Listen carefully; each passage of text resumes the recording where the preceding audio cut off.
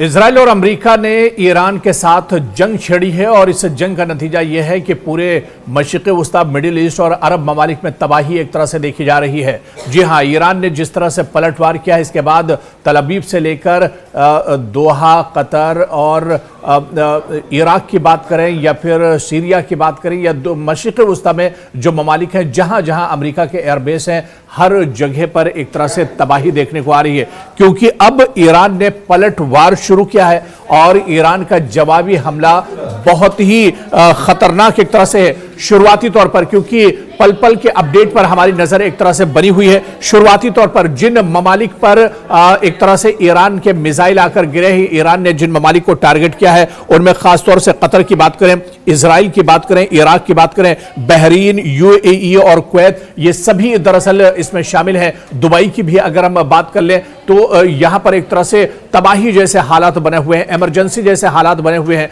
कुछ कुछ देर रुककर इन मुल्कों में दरअसल सायरन बज रहे हैं। खासतौर से शुरुआत अगर हम तल अवीव से करते हैं या फिर इजराइल से शुरुआत करते हैं तो इजराइल के शहर, चाहे तल अवीव की बात करें या फिर दूसरे और शहरों की बात करें, यहां पर लगातार जो अलार्म है वो बज रहे हैं। खतरे की घंटी लगातार यहां पर सुनी जा रही है। लोगों में डर और खौफ का माहौल है।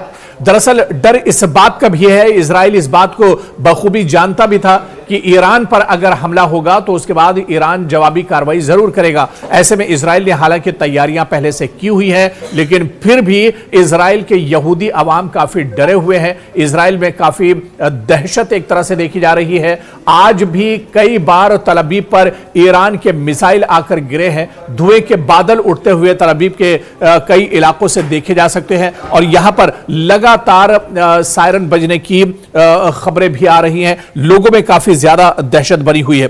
और इसके अलावा मशरिक़ वस्ता में अगर कुछ और ममालिक की बात की जाए, क्योंकि इजराइल में मिसाइल हमला हुआ और कई मिसाइल एक के बाद एक तरह से ईरान ने छोड़े हैं। आपको याद होगा कि जून 2025 में ईरान ने इजराइल के मुख्तलिफ मकामात पर बैलिस्टिक मिसाइल हमले किए थे।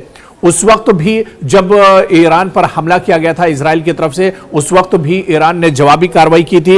और अब जब एक बार फिर से इजराइल और अमेरिका ने मुश्तरका हमला किया है, इस वक्त भी इजराइल का तल अवीव शहर महफूज नहीं है और तल अवीव पर लगातार अब ईरान की तरफ से मिसाइल हमले किए जा रहे हैं।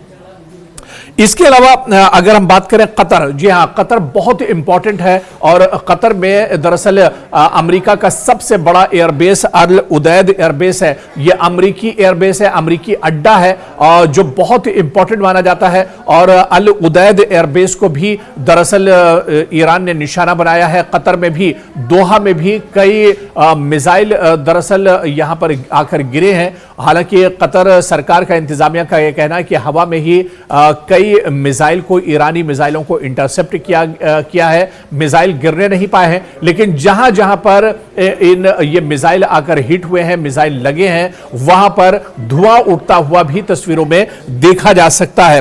और इसके अलावा आप देखिए कि इराक की अगर बात करें, इराक में भी हालात बहुत ज्यादा खराब बने हुए हैं। इराक में भी दरअसल अमेरिका का बहुत बड़ा एयरबेस है। हालांकि इस जंग से पहले अपनी सिक्योरिटी यहां पर कम कर दी थी। सिक्योरिटी फोर्सेस का जो अमला था उसे एक तरह से अमेरिका ने कम कर दिया था, लेकिन इराक में बना जो एयरबेस है यहां पर भी ईरान ने हमला किया है और ईरान ने इराकी अड्डों पर बशमूल ऐनुल असद जो एयरपोर्ट है, यहां पर जो अमेरिकी एयरबेस भी है, ऐनुल असद एयरपोर्ट, यहां पर निशाना बनाया है। दरअसल यहां पर अमेरिकी जो तंसीबात हैं उनको मिसाइल से निशाना बनाया गया है। और इसी तरह से इराक में अमेरिकी अड्डों के करीब धमाके और सायरन बजने की इत्तलात भी इस वक्त आ रही हैं, खबरें आ रही हैं। और इस बीच इराक ने अपना जो एयर स्पेस है उसे भी कुछ वक्त के लिए बंद कर दिया है, क्योंकि ये इस वजह से बहुत इंपॉर्टेंट हो जाता है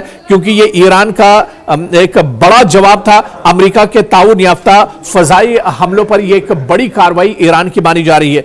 बहरीन में भी इसी तरह के सायरन लगातार सुने गए हैं, लगातार अलार्म यहां पर बज रहे हैं। और बहरीन की अगर हम बात करें तो वॉशिंगटन बेस और नेवल सर्विस सेंटर जैसे अहदाफ को यहां पर बहरीन में ईरान ने निशाना बनाया है और यहां पर भी ईरान के मिसाइल आकर गिरे हैं। यानी बहरीन में भी जो अमेरिका का एयर बेस है, इसे एक तरह से निशाना बनाया गया है और इसके नतीजे में बहरीन में काफी इंफ्रास्ट्रक्चर को नुकसान पहुंचा है। सर्विस सेंटर पर धमाके और सायरन बजने की रिपोर्ट्स लगातार यहां से भी मौसूल हो रही है। तो बहरीन पर भी हमारी नजर लगातार बनी हुई है। मुत्तहिदा अरब इमारात यानी यूएई की बात की जाए, यहां पर भी दरअसल अमेरिका का एक एयरबेस है और बहुत इंपॉर्टेंट एयरबेस है। यूएई भी दरअसल ईरान के टारगेट पर है। दुबई में दरअसल मिसाइल की तबाही या शोले सामने आए हैं, खासतौर पर दुबई में जिस तरह से हमने इससे पहले आपको बताया था कि बुर्ज खलीफा के पास एक जो होटल है